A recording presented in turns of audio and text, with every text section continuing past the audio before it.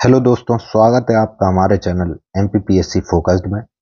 दोस्तों, जैसा कि आप जानते हैं, हमने लूसेंट जी के क्विक रिवीजन सीरीज शुरू की है, जिसके तहत आज हमारा सेकंड चैप्टर है वैदिक सभ्यता।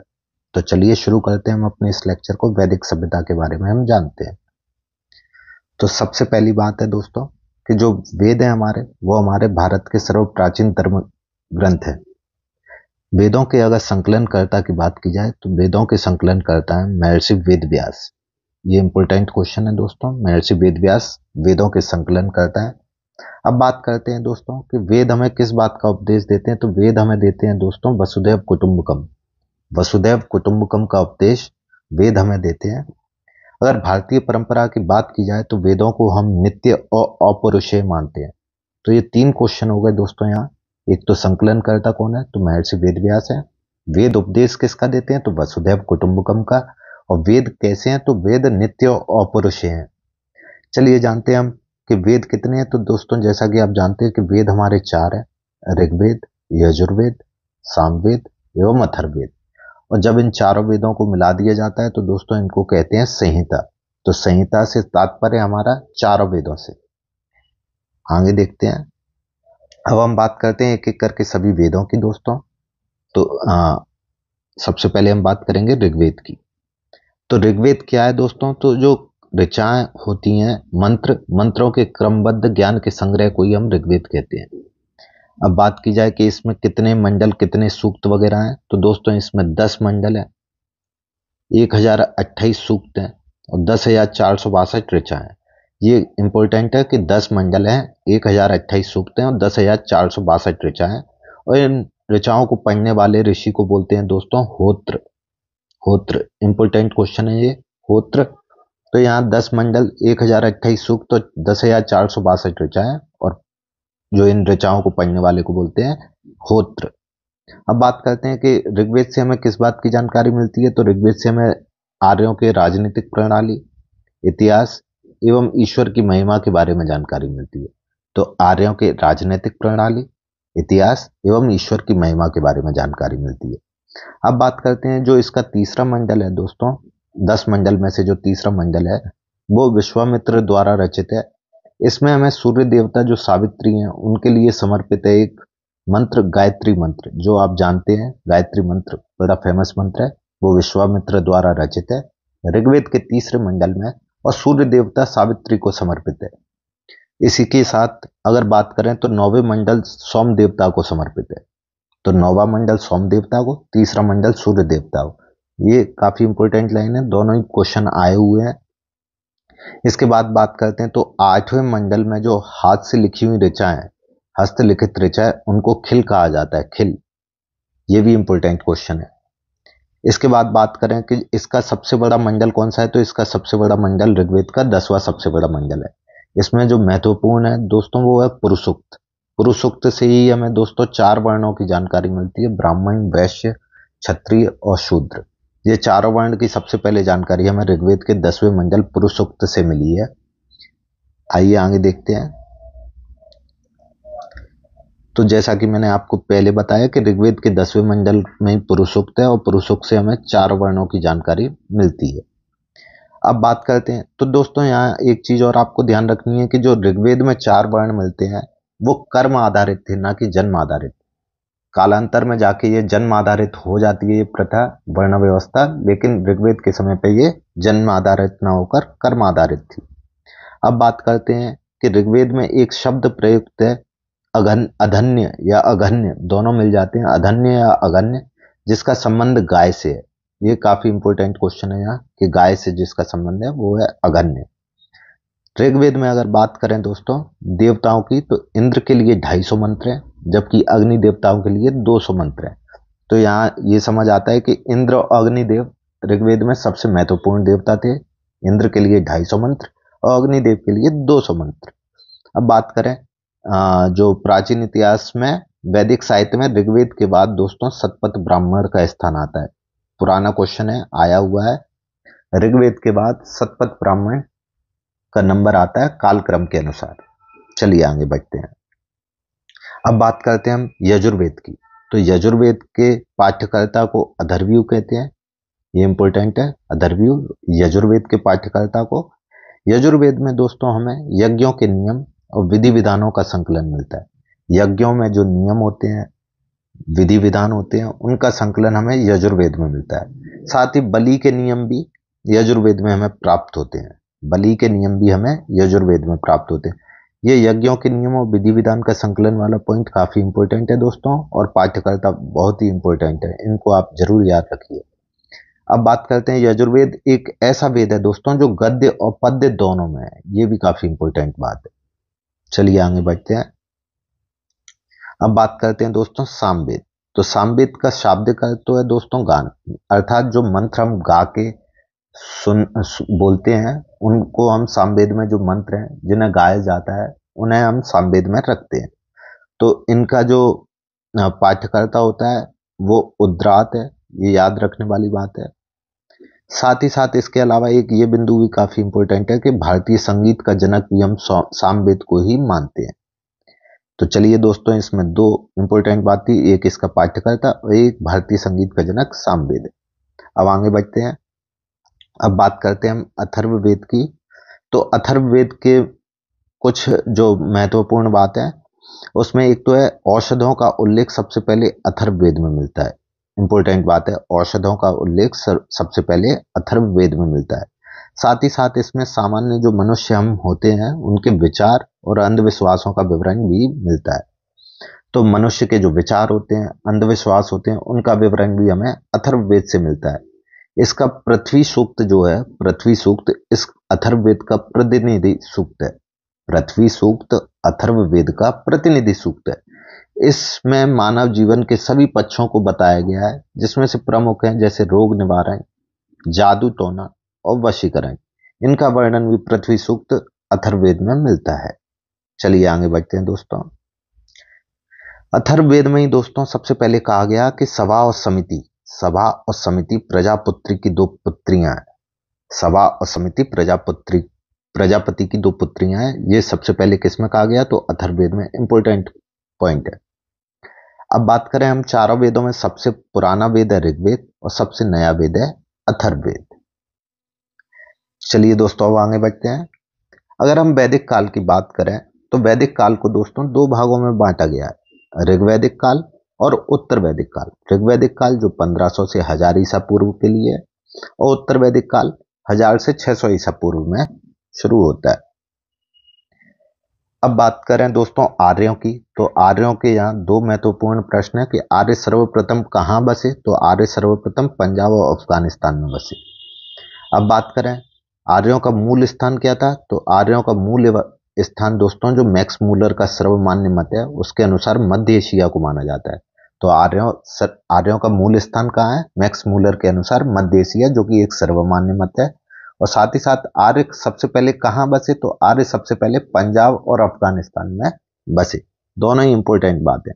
और आर्यों ने जो सभ्यता को विकसित किया उसे हम वैदिक सभ्यता के नाम से जानते हैं, जो कि एक ग्रामीण सभ्यता थी। काफी इंपॉर्टेंट बात है क्योंकि यह हड़प्पा के बाद आई। हड़प्पा चूंकि हमारी नगरीय सभ्यता थी, उसके बाद हमें वैदिक सभ्यता देखने मिली जो कि ग्रामीण सभ्यता थी। अब बात करते हैं आर्यों की भाषा क्या थी? तो आर्यों की भाषा संस्कृत थी। अब बात करते हैं आर्यों की प्रशासनिक इकाई के क्रम में, तो आर्यों की प्रशासनिक इकाई कुल से शुरू होकर ग्राम, विश, जन और राष्ट्र। सबसे छोटी इकाई कुल, फिर ग्राम, फिर विश, फिर जन और सबसे बड़ी राष्ट्र। ग्राम के मुखिया को दोस्तों ग्रामीणी कहते थे, विश का प्रधान विशपति और जन के प्रधान को राजन। जबकि बात करें इनमें अगर हम बात करें कि राज्य में अधिकारियों की, तो पुरोहित और सेनानी प्रमुख अधिकारी थे। पुरोहित और सेनानी प्रमुख अधिकारी थे। जो इस समय के सबसे प्रमुख पुरोहित थे वो थे वशिष्ठ और विश्वामित्र। वशिष्ठ रूढ़िवादी पुरोहित थे जबकि विश्वामित्र उदार पुरोहित थे। अब बात करें जो कुछ और अधिकारी, उनमें राजा सहित जो संख्या 12 हुआ करती थी, उन अधिकारियों को रत्नी कहते थे। सूत, रथकार और कंपादी नामक अधिकारी रत्नी कहे जाते थे। इनकी संख्या अगर बात की जाए तो राजा सहित करीब 12 हुआ करती थी। चलिए आगे बढ़ते हैं। कुछ और प्रमुख अधिकारी जैसे पुरुष, ये दुर्गपति हुए करते थे, किलों की रक्षा करने वाला। स्पश गुप्तचरों को कहते थे। वाजपति गोचर भूमि का अधिकारी। उग्र अधिकारियों को पकड़ने वाले अधिकारी। भागदूत राजस्व कर एकत्र करने वाले अधिकारी। यहां आपको दोस्तों पूर्व, स्पश और भागदूत ये इंपॉर्टेंट है, इनके क्वेश्चन आते रहते हैं। अब बात करें सभा और समिति की, तो सभा और समिति क्या करती थी दोस्तों? सभा समिति राजा को सलाह देने वाली संस्थाएं थी। सभा में श्रेष्ठ और संभ्रांत लोगों की संस्था थी, जबकि अगर बात करें समिति, तो समिति सामान्य जनता का प्रतिनिधित्व करती थी। समिति के अध्यक्ष को ईशान कहा जाता था। अब बात करते हैं स्त्रियों को क्या सभा समितियों में भाग लेने का अधिकार था? तो दोस्तों स्त्रियों को सभा समितियों में भाग लेने का अधिकार था। अब साथ ही साथ हम यहाँ एक शब्द है गविष्टि, गविष्टि शब्द। गविष्टि शब्द का प्रयोग दोस्तों युद्ध के लिए किया गया है। युद्ध में जो गविष्टि शब्द है उसका प्रयोग गाय की खोजों के लिए किया गया है, कि गाय की खोज करनी है, अर्थात बोलते थे गविष्टि करनी है। यहाँ एक सबसे इंपॉर्टेंट पॉइंट है दोस्तों, दशराज युद्ध। दशराज या दशराग्य दोनों बोलते हैं। दशराग्य युद्ध का उल्लेख कहाँ है दोस्तों? तो ऋग्वेद के 7वें मंडल में। यह युद्ध कहाँ लड़ा गया? परुष्णी नदी या रावी नदी के किनारे, जिसमें सुदास एवं 10 जन, सुदास एवं 10 जन के बीच ये लड़ा गया, जिसमें सुदास की विजय हुई। इंपॉर्टेंट पॉइंट है दोस्तों, प्री मेंस दोनों के हिसाब से इंपॉर्टेंट है। ये कुछ अलग बिंदु हैं जो मैंने लिख लिए हैं। कि अगर बात करें कि उपनिषदों की कुल संख्या कितनी है, तो उपनिषदों की कुल संख्या है 108। वेदांगों की संख्या कितनी है? तो वेदांगों की संख्या 6। महापुराणों की संख्या कितनी है दोस्तों? तो महापुराणों की संख्या है 18। अब बात करते हैं ऋग्वैदिक समाज के बारे में। तो जैसा कि समाज 4 वर्णों में विभाजित था, ब्राह्मण, क्षत्रिय, वैश्य और शूद्र, जो कि ऋग्वेद के 10वें मंडल के पुरुष सूक्त में हमें जानकारी मिलती है। बात करें समाज कैसा था, तो समाज पितृ प्रधान था, मतलब पितृ सत्तात्मक समाज था। जिसमें अगर बात करें समाज की सबसे छोटी इकाई, तो समाज की सबसे छोटी इकाई परिवार थी, जिसको कुल भी कहते थे, और जिसका मुखिया कुलप, कुल परिवार का मुखिया कुलप। स्त्रियां इस समय दोस्तों पति के साथ यज्ञ कार्य में भाग ले सकती थी। चलिए आगे बढ़ते हैं।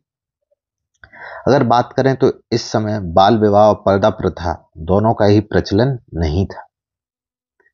साथ ही साथ विधवा जो महिला होती थी वो अपने देवर के साथ विवाह कर सकती थी। स्त्रियों को शिक्षा का अधिकार था। कुछ विदुषी महिलाएं, ज्ञानी महिलाएं थी, जो इनका ऋग्वेद में उल्लेख है, वो है लोपामुद्रा, घोषा और पाला। इंपोर्टेंट महिलाएं लोपामुद्रा, घोषा और पाला, जो कि उस समय की विदुषी महिलाएं थीं। अब बात करते हैं जीवन भर जो अविवाहित रहने वाली महिलाएं थीं, उनको अमाजु कहा जाता था। तो अमाजु किसको कहते थे? जीवन भर अविवाहित रहने वाली महिलाओं को। साथ ही साथ जो जीविकापार्जन के लिए वेद पढ़ाते थे, ऐसे अध्यापकों को हम उपाध्याय कहते थे। जो जीविकापार्जन के लिए पढ़ाई लिखाई कराते थे उनको हम उपाध्याय कहते थे। बात करें आर्यों का मुख्य पेय पदार्थ, तो आर्यों का मुख्य पेय पदार्थ सोमरस था। ये मैं केवल वही बिंदु आपको डिस्कस कर रहा हूं जो कि परीक्षा की दृष्टि से इंपॉर्टेंट है। अब बात करते हैं कि आर्यों का मुख्य व्यवसाय क्या था। तो आर्यों का मुख्य व्यवसाय पशुपालन था, उसके बाद कृषि था। तो सबसे पहला व्यवसाय पशुपालन, उसके बाद कृषि। यहाँ एक ये पॉइंट है कि महर्षि कर्णाद को भारतीय परमाणुवाद का जनक कहा जाता है। साथ ही साथ गाय को अगर अधन्य या मारे न जाने वाले पशुओं की श्रेणी में रखा गया था। अगर कोई गाय की हत्या करता था तो उसे वेदों में मृत्युदंड या देश निकालने की व्यवस्था थी। आर्यों के प्रिय पशु की बात करें तो दोस्तों प्रिय पशु घोड़ा एवं सर्वाधिक प्रिय देवता इंद्र थे। साथ ही साथ आर्यों द्वारा, उत्तर वैदिक आर्यों द्वारा खोजी गई धातु लोहा थी, जिसे श्याम अयस भी कहते थे। कुछ इंपॉर्टेंट टर्मिनोलॉजी है, जैसे पड़ी। पड़ी कौन थे दोस्तों? जो व्यापार हेतु दूर दूर तक जाने वाले व्यक्ति होते थे। व्यापार के लिए जो दूर दूर तक जाते थे व्यक्ति, उन्हें पड़ी कहते थे। इस समय लेन देन के लिए करेंसी सिस्टम नहीं था। इस समय वस्तु विनिमय प्रणाली थी। एक वस्तु की देने पर दूसरी वस्तु प्राप्त करते थे लोग बाग।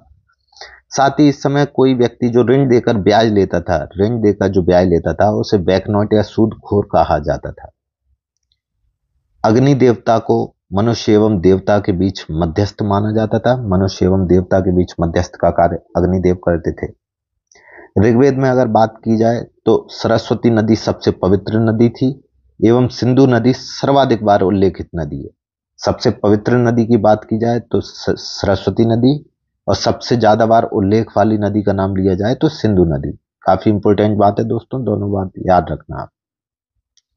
अब बात करते हैं कि जब उत्तर वैदिक काल आया 1000 से 600 ईसा पूर्व में, तो उस समय जो आर्यों के देवता थे वो इंद्र के स्थान पर सर्वाधिक महत्वपूर्ण देवता प्रजापति हो गए। सर्वाधिक महत्वपूर्ण देवता उत्तर वैदिक काल में प्रजापति हो गए। जो विष्णु भगवान के 52 अवतार की 3 पगों वाली कल्पना है, उसका विकास भी उत्तर वैदिक काल में ही हुआ। जो 52 अवतार है उसका विकास भी उत्तर वैदिक काल में ही हुआ। इस समय राजा के राज्याभिषेक के समय राजसूय यज्ञ का भी अनुष्ठान करने लगे। राजसूय यज्ञ शक्ति प्रदर्शित करने के लिए राजाओं के राज्याभिषेक के समय किया जाता था। बात करें जो वर्ण व्यवस्था थी, वो इस समय उत्तर वैदिक काल में जन्म के आधार पर निर्धारित होने लगी, ना कि कर्म के आधार पर। बात करें उत्तर वैदिक काल में हल को शिरा कहते थे, हल रेखा को सीता कहा जाता था। उत्तर वैदिक काल में निष्क और शतमान मुद्रा की इकाइयां थी। निष्क और शतमान मुद्रा की इकाइयां थी। यहाँ हल रेखा को सीता और निष्क और शतमान मुद्रा की इकाइयां, और वर्ण व्यवस्था जन्म के आधार पर होने लगी। इंपॉर्टेंट पॉइंट है। बात करें मुंडकोपनिषद की, तो मुंडकोपनिषद में सत्यमेव जयते नामक वाक्य जो हमने लिया है वो मुंडकोपनिषद से लिया है। साथ ही साथ इसी उपनिषद में यज्ञ की तुलना टूटी फूटी नाव से की गई है। तो ये दोनों ही पॉइंट काफी इंपॉर्टेंट है। ये गायत्री मंत्र मैं आपको पहले भी बता चुका हूं, तीसरे मंडल में है, जिसे विश्वामित्र ने रचा था सूर्य देवता के लिए, सावित्री के लिए। अब बात करें गोत्र। गोत्र नामक जो संस्था है उसका जन्म उत्तर वैदिक काल में हुआ। तो आशा करता हूं दोस्तों ये चैप्टर हमारा लूसेंट जी के क्विक रिवीजन के तहत जो इंपॉर्टेंट बिंदु थे वो हमने डिस्कस किए। अगर आपको अच्छा लगता है ये वीडियो तो आप चैनल को लाइक, शेयर और वीडियो को सब्सक्राइब जरूर करें।